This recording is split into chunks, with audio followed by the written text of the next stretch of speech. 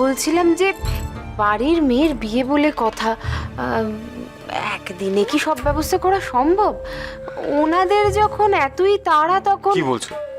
আমরা 3 ভাই আছি, তোমরা আছো, এদিকে টিয়া, জামাইবাবু, দিদি সবাই আছে।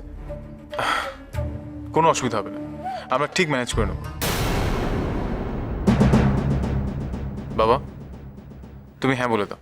হ্যাঁ, আমার ছেলেরাই আমার ভরসা। উফ, গরমটা না বড্ড পাকা। আজ তাহলে উঠি। পাকা কথা হয়ে গেল, কিন্তু বিয়ের লগ্ন আর বাকি কথা আমরা পরে ফোনে বলে নেব।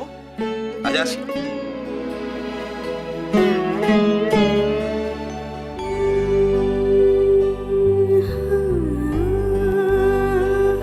ঠিক আছে। আসিমা,